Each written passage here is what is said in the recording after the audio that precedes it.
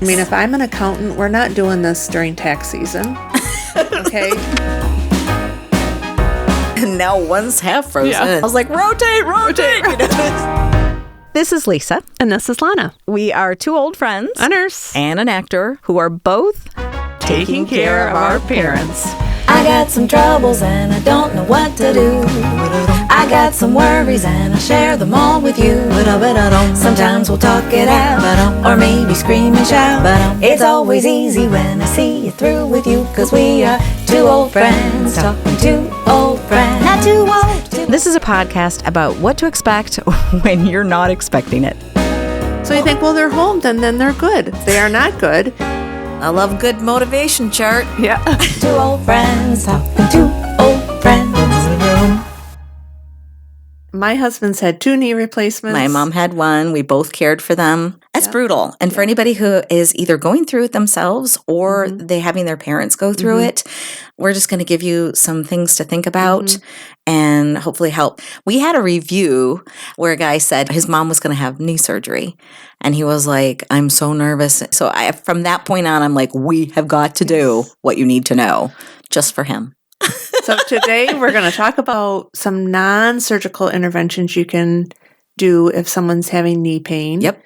Then we're going to talk about when do you pull the trigger after surgery. How do you prep for that? Yes. And then the recovery and just kind of our stories about how we coped with all that. Yep. And how they're going to recover and how you deal with their recovery. as a caregiver. Yeah. Yep. And then also some motivation, because I think that's probably one of the hardest parts of dealing with your parents having something massive like this is getting them motivated to exercise and do the PT. So we'll give you some tips, things that we learned along the way. So let's get started. So your mom and dad, or both of them, are having knee pain. So these are some of the common things that the physician will recommend is a cortisone injection in the knee. And that one worked really well for my mom's it can be very one effective. knee. Yeah, Jeff too. He went for years getting this injection. And it's about every 3 to 4 months. Or your mom had one. She had one like a year ago. And I know they don't want to do them over and over because it is cortisone. And so depending on the age and so forth, it's not great to have that in the system all the time.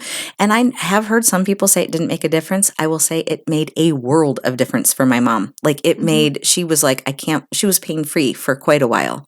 Yeah. So that was huge. Those are really effective. Yep, and then, very effective. Physical therapy.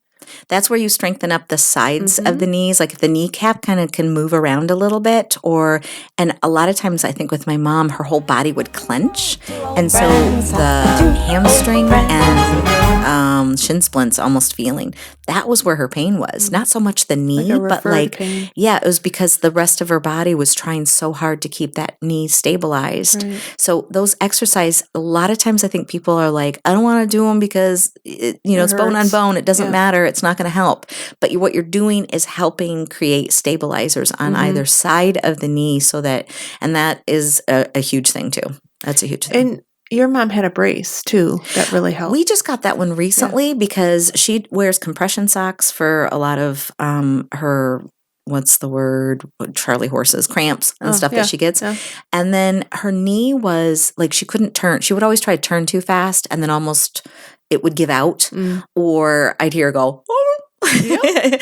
And I'd be like, you okay? And she's like, just trying to unlock my knee, Yeah. So, and she did fall once too, because she turned too quickly and the knee wasn't there for her. Wasn't stable. So, So I got one of those knee braces where it's just like a sleeve, where you just pull it up over the knee. It's not like one of those Velcro or anything. It just pulls up.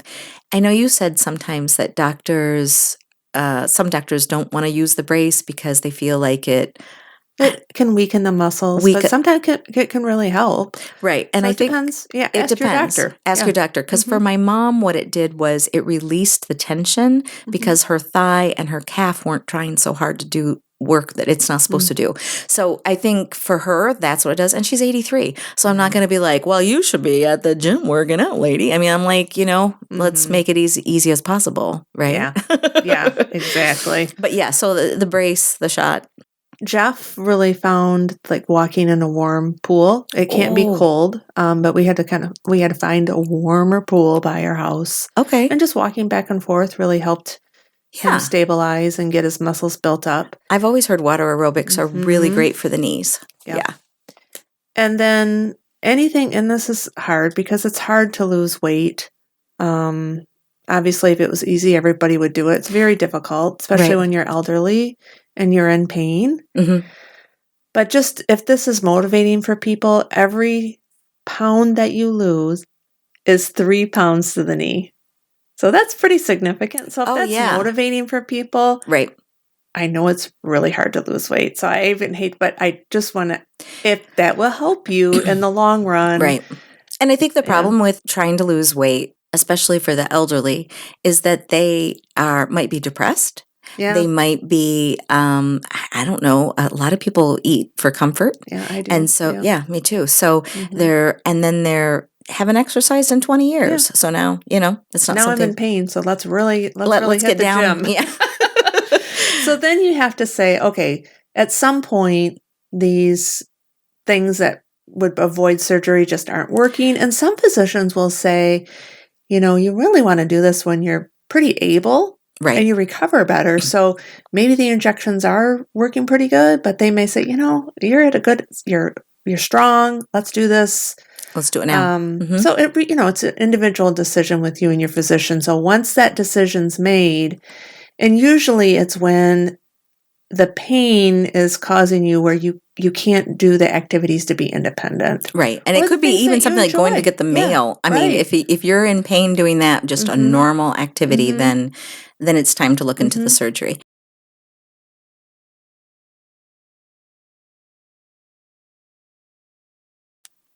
Okay, so let's go over some things that you are going to need to do to prep your parents' home and get everything ready, because I guarantee you they are not going to do it. We'll give you some of what we heard and also some of the things that we've known to be true. So one of the things that you can do is practice the exercises. Ooh, that's good. So it's hard to do when you're in pain. And so if you can get a list of the exercises from the doctor before, that would be nice if you have that option. And then if you have a walker or you do need to rent a walker, you start using that before and use the equipment ahead of time. So we're talking about, hey, you need a raised toilet seat, chair. You need to pre-order those medical equipment. Yeah. We will go quickly through that list of, you just said shower chair, toilet seat, that step stool with a handle, super helpful, and a walker. Grab bars.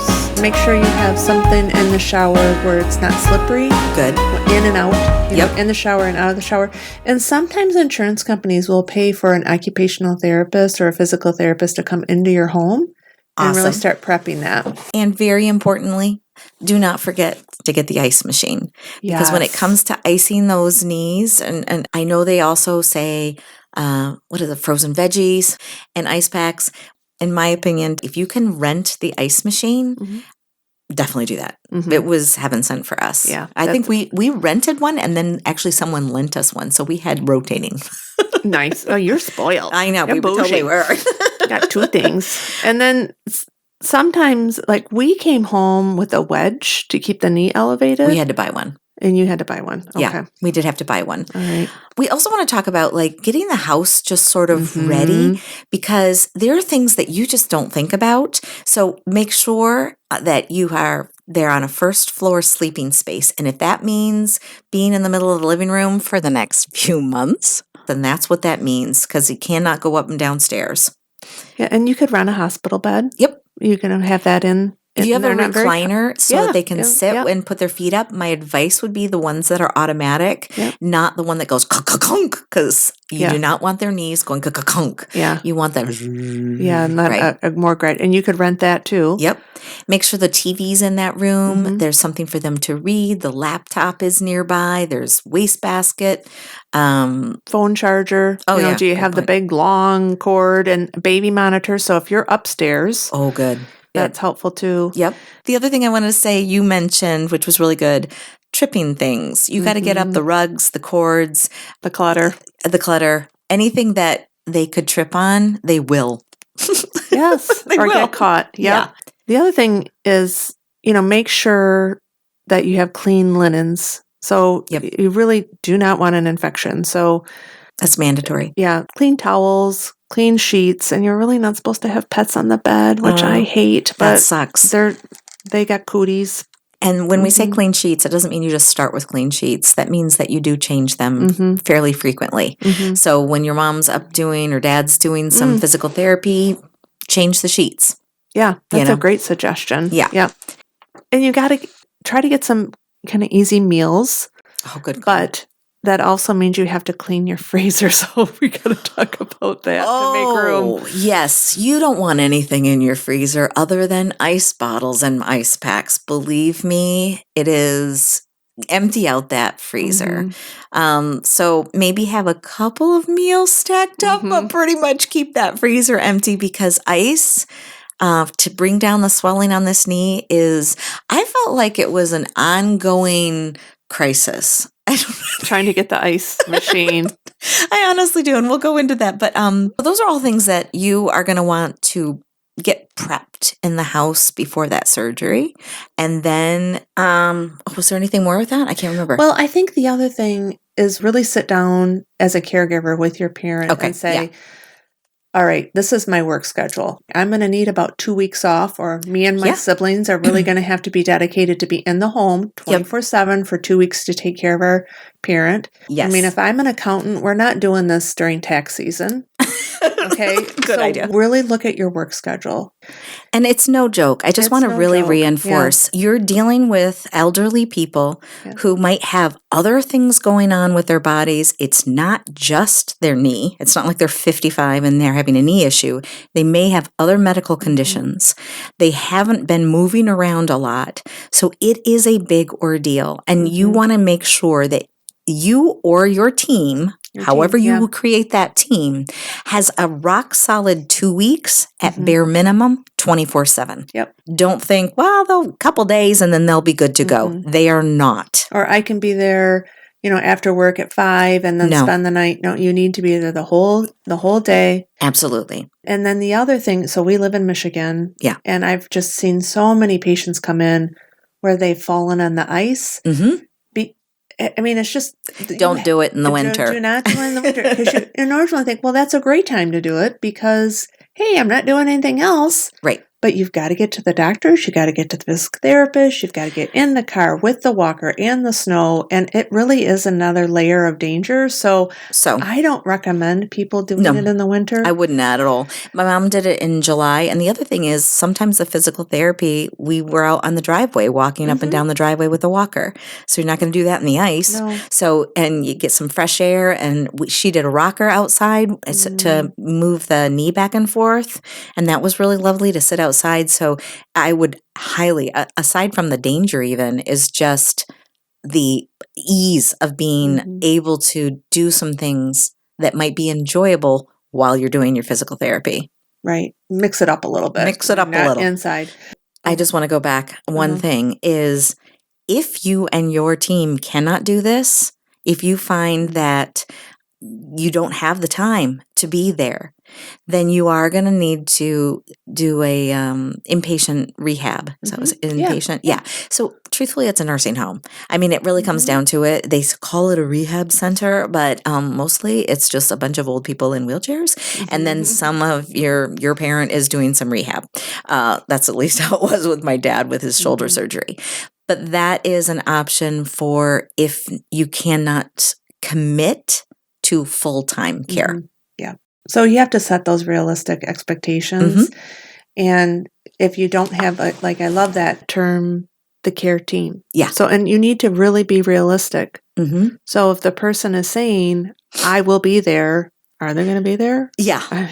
Big question. So, and if you can't afford the caregivers, because it is 24/7 and that is very expensive. So if you don't have the caregivers who can at least supplement or be there all the time, then inpatient rehab. Okay, so I just want to add a little insert. We completely forgot to mention this, even though it was on our list. The recovery time is anywhere from 6 weeks to 3 months, and that is dependent on if your parent is healthy and strong prior to the surgery. So it can take up to 6 months before they're at full energy. So just make sure that when you're making a care plan, you have those 2 first weeks covered, and then somebody comes in every day to assist with medication, with the household chores, their PT stuff, taking them to and from doctors. It's not just 2 weeks and they're good to go. My mom took about 6 weeks before she was feeling really comfortable taking a few steps up and down. They are not climbing up and down stairs doing laundry, believe me. So you want to make sure that you're prepared for that too. Okay, so now we move on to how long that surgery takes and what the surgery looks like.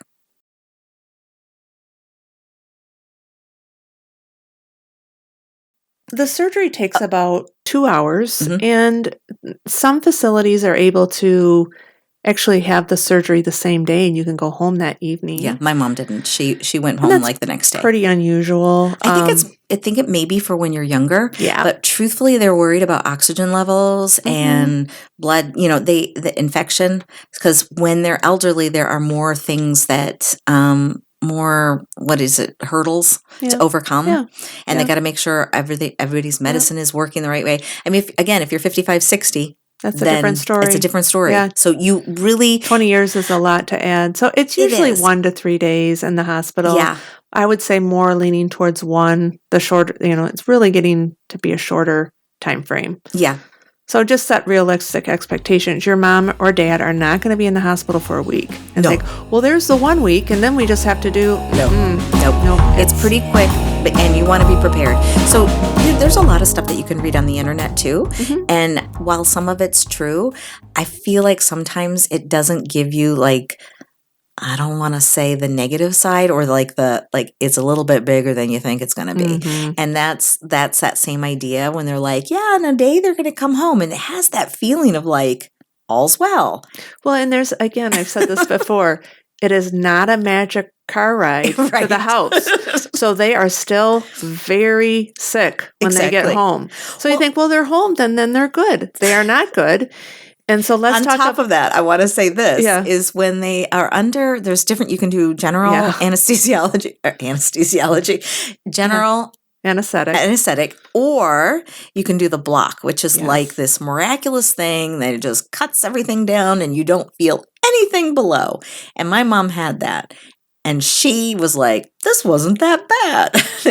I swear to God, when she got home and then when that fades, it was brutal. So it's almost like a bigger change for you because you're like, I think I'm okay. Yes. And then it's like and the block wears off. The block wears off. So we're going to talk about recovery. Number 1, pain. And that is exactly it. So the block usually wears off about 2 to 3 days. So be ready. Because now the shit gets real. It really does. It is. The block is gone. And they can overdo. Yes. When they get home, I'm like, well, yeah, I'm feeling good. No. And we already did ins and outs of hospital stay, right? Yeah. So if you haven't listened to that, when it comes to all of the stuff that goes down at the hospital, do.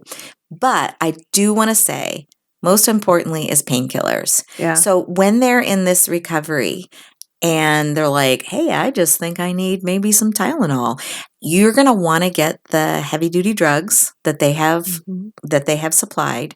You want to make sure that this happened to me with my mom is we were coming home late and we didn't have the painkiller and we didn't have it yet. So that we talk about in that episode. Make sure that you have everything at a pharmacy that you can get to before it closes, or it's a 24-hour one, because when the block wears off, you do not want to be unprepared. And it will be at 2 a.m. It sure will. You can depend on that. So let's go into the recovery and what that looks like both for your parent and what the recovery is going to look like for you.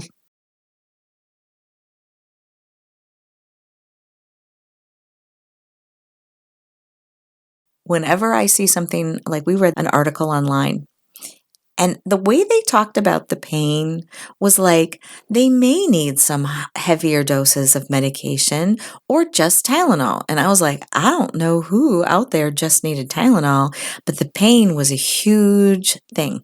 I think with that pain, there's this feeling of regrets. It's like, well, why did I do this? And that's pretty normal. I mean, it's in the articles. Yeah, it's in the articles, the regret. Yeah. Like, you're not going to like me the first 2 weeks of surgery. Yeah, my mom's surgery said that to her. She goes, maybe 10 days, you're going to hate me for those days. And my mom forgot that entirely until she said, I shouldn't have done this. And I was like, that's what she said you do. So that's very expected. It's not uncommon for them to regret it. It depends on your parent, but this whole process of having something taken out of their bodies and replaced with something foreign for my mom was like very emotional. It messed with her mind. She did not like that her thigh bone had been sawn through. It really was very upsetting. So in addition to the pain, she really had an emotional response to this procedure. So some people might get really mean and pissy. Some people might be depressed and very sad. So when that happens, don't be thinking like, what's wrong with mom? It's normal. It's just, it's a big undertaking. We did an episode called Medication Mayhem, and my dad's medication issues were always a little bit of a something, but trying to navigate mom's which medication, which painkiller, how much I'm allowed to do, when did I do the last one? It's every 2 or 3 hours. You have to write it down, and you have to do math. And I mean, we talk about it in the other episode, but understand that it's not a simple thing. Understand you will not remember when you gave the last one, and understand you will not know until you write it down what the math is. Because as you pointed out, and I'd completely forgotten about this, the Vicodin has Tylenol in it. So when you are trying to calculate how much each thing has, you have to calculate in not just how much the Tylenol has, but how much the Vicodin has, because you can only do 2,400 milligrams for the day, and so you're maxing out it. And then you have to set alarms. In the middle of the night, I would get up at 2, I would get up at 5, I would get up at 7 to give her the different medications, and then I would write it down. So it is exhausting, both for them because they're in pain, and for you because you are constantly having to navigate it. And this is when I say 24/7, you have to be up and giving them that medication. You can't just leave them with the pain, because they won't remember either, and they'll take too many. Then you're also going to have this massive incision or the cut with this. Usually they put staples in, and it looks like a staple, and it looks horrific. And we'll let the doctor tell you how to take care of the incision. It's pretty simple, but it's scary when they say, okay, they're going to take the staples out. Yes. Because you think, oh my gosh, this is like a staple. And it really does not, it might be a little pinchy, but it does not hurt. So you can reassure them that even though it looks horrific. Yep. And then you're just, as a caregiver, you're going to want to watch that incision. You need to get your eyes on it and make sure that it's not swollen, it's not red. Feel around, make sure it's not hot. Yep. And we've talked about this before.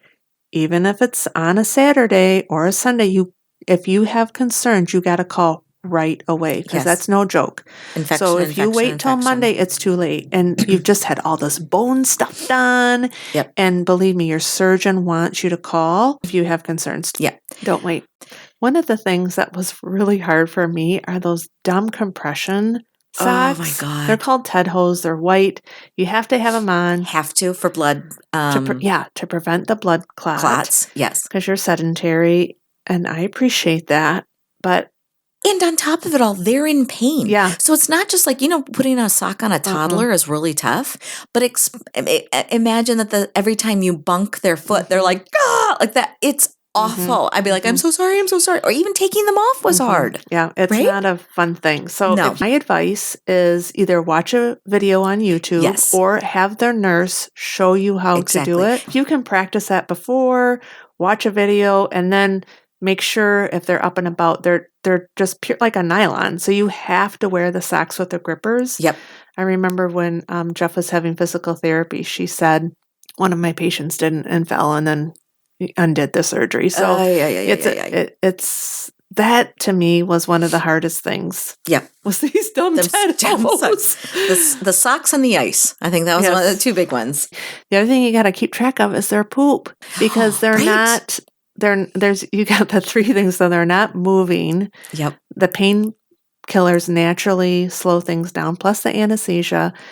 And in a block, it actually, I never really knew this, but when you have anesthesia, it actually stops all your muscles from working. Mm-hmm. And then it never occurred to me, the sphincter muscles got to be moving. So it's not. And so nothing goes, So what you can do for that is Maalox. Be proactive. Yep. You might have to start some stool softeners right off the bat. Yep. Make sure you're drinking your water because that helps things move. But so you got to keep track of pain. You got to track of poop. Good times. So let's talk about the ice machine and what you learned, because you gave me these tips with Jeff. So they were huge. God. Okay, so first off, you get this ice machine, and what it is it's like a cube. Like a cube. And you put ice in it and some water, and then it pumps the water through the machine, and you wrap this thing around their knee. It's very important to not have swelling, right? But you can go through ice, and if it's in the summer, really fast. Okay, so I was like, I mean, how many bags of ice do we need? And it's weeks that you're supposed to be doing this. So one of the PT people said, you just take a 16-ounce bottle of water, get a bunch of those, and you put them in the freezer. So when I say prep before this, I mean clean out your refrigerator. Get about, I'd say 20 of those bottles, maybe some of the small ones too. You got to clean out your freezer. Did I say refrigerator? Yes, you did. Freezer. Put all your freezer stuff into your refrigerator and get like 20 bottles and some of the small ones too, because sometimes you want to fit them in. It's like a little puzzle in that box. And you want those suckers rock solid frozen, because what happens is when you start to rotate them in and out is that your freezer, you're constantly having non-frozen things trying to be frozen, and your freezer can only do so much so quickly. So if you start out with a bunch more, I think we started out with like maybe 8 or something. I'm like, that's good. I'll have 4 in the machine and 4 freezing. Yep, for the first day, and then now one's half frozen, and now it's not. And all of a sudden, I was like, rotate. So I would say get like a bunch of them, put them in there, and then you can rotate them out. It is one of the handiest things, and I've told everybody about it, because Lana said to me, she was like, I am going through so many ice bags. I was like, no, and it will save you money, and it will save a lot of time if you have a lot of them.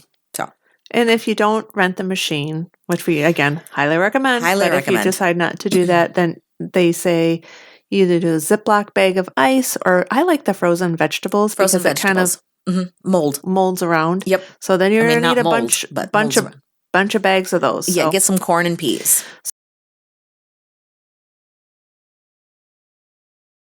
So let's talk about the exercise plan. Oh, yes. So you get homework and you've got to do this exercise plan. Yes. How did you keep track of that? Well, the truth is that they've got to start exercising right away. Yep. It is a regimen. They have it, they're very clear. Do this many times a day, do this, and then on the third day you do more. So it's very specific. People say this all the time.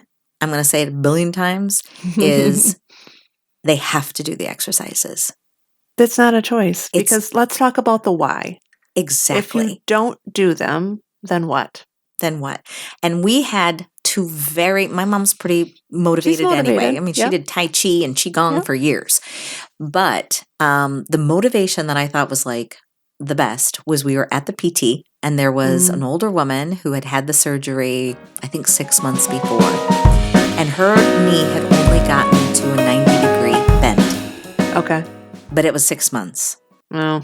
And the PT, I mean, they used it as a motivator too. They pointed it up to my mom and was like, her knee will never go farther than that now. It will never bend more than the 90-degree, because she didn't do it at the time you need it to do. Because the scar tissue, and it solidifies. The second one, there was a young guy. He was only, I say young, he was only like 55 or 60, which seems young to me now. And my mom was working on something and she was, belly aching. And he yells from the other side. He goes, do everything they say to do. He goes, I didn't. And I'm back now. It's a year and a half later. And I have all this scar tissue that has to be broken up. And he goes, and it's way worse now. And that's a young man. That's a young man who's coming back and is regretting that he didn't do it when he was supposed to. Yeah. So that's the why. That is the why. If you can really push that. Yeah. I remember at one point, I don't know, someone said something, well, if you only want it to bend to 90 degrees, then that's okay. Just do that. And it's like, well, no, I want it farther. Well, then you're going to have to work on it. Right. So you might have a parent who didn't do a lot when it comes to exercise and doesn't even know what it's like to exercise. And now, again, you're asking them to do it when they're in searing pain. And swelling. And swelling. And that was the biggest problem with my mom is the swelling. She had so much inflammation that she couldn't bend. Yes. And that was really unfortunate. The swelling was a big deal. How did you motivate Jeff? Like, what did you do? Well, he was a lot younger, so he was internally motivated and he just did it, Good for him. So, yeah. But you had some ideas about, again, kind of keeping track. Okay, so they're going to end up going to PT maybe 2 times a week, I think. At the beginning? Oh, I don't remember. I think ours was like 2, maybe 3 times a week at the beginning. Yeah. And then they come home and they have homework. Yeah. So what we did, because I love good motivation chart. Yeah. We did a star chart or smiley faces. Yes. I got a bunch of stickers that were all these funny little smiley faces.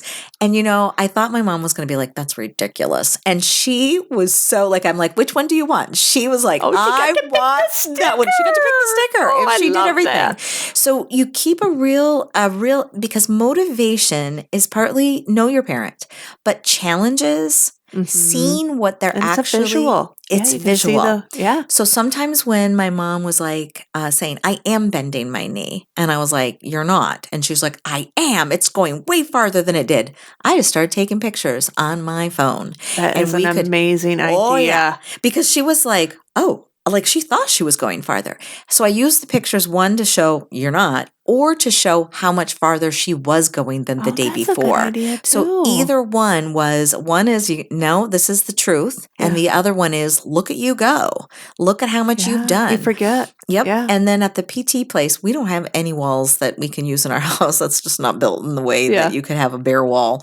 And if there is one, it's got a painting on it and you can't use it anyway. Yeah. So, but at the PT place, they would put a sticker on where she was able to get to. And then she would have to try to get her, she'd put her foot up on the wall. I'm sorry, I'm not explaining that well. She'd lay on her back, put her feet up on the wall. Okay. And this is how to bend the knee. Okay. Okay. So you want the foot to slide down the wall. Okay. And she'd be like, I've gone too far, or I don't want to go any farther. So what they'd start doing is putting a sticker up where she was. Now it's the challenge to get below that sticker. Oh, and it also visual. It's another visual. Also, I think what they don't really talk about enough is the fear. Mm-hmm. When you get this surgery, there is a huge fear for a lot of people that they're going to pop the stitches and break it in half. Yeah. That was the big fear my mom said. She goes, I know it's illogical, but I'm afraid if I do something, it's going to go boom. Yeah. And it's just going to pop out. So that fear is real. Yeah. It is a very real fear. So that's another reason why the picture's showing, because if they start to feel like it's going too far, it's going to do something, you can show the picture. This is where you were yesterday. You're just the same spot. Safe. You're safe. Mm-hmm. So understand part of the motivation is making sure they feel safe in the exercise. And then the push for the challenge. I love a visual, how to keep people motivated. And I also like that you said everybody's motivated differently. So the stickers were great for your mom. Maybe there's another idea for your parents. So think about that would be a thing that you could do ahead of time and say, all right, we got to do these dumb exercises and this is the why. Mm-hmm. So what would help you keep track of it and get motivated? And if they can come up with an idea, they would even be more invested in that. You always do that. You're so good about that. Instead of telling them, you're so good. I forget that all the time. But yes, it is the working as a team to figure out the game plan. I think that is probably one of the most important things about any process, but especially something that's so pivotal like this, is that you're right. Let's work as a team. Yeah. Let's come up with our solutions and together. Yep. That's really good. Do we have anything else that we want to share? Well, we talked about, this one, we're talking about knees, but this can really apply to any type of joint replacement. Now, there's going to be some idiosyncrasies and something that's more specific, but really any planned surgery, these are some of the things that you can do to prep for that, depending on what body part, what organ, all those things you can prep before. And we talk about that in the ins and outs of the hospitals. But I hope this has been helpful for you. Yeah, absolutely. And we want to make sure that you're prepared just as much as your mom and dad are prepared, or whoever you're taking care of, because it's a lot. It's a lot. It's a lot. Thank you so much for joining us today. If you liked what you heard, be sure to hit subscribe. And if this podcast has helped you in any way, please be sure to share it with your friends and family. There's a lot of us out there stuck in the middle of this caregiving journey, and it's always good to know that we are not alone. Thanks again for listening. Until next time. Two old friends talking to old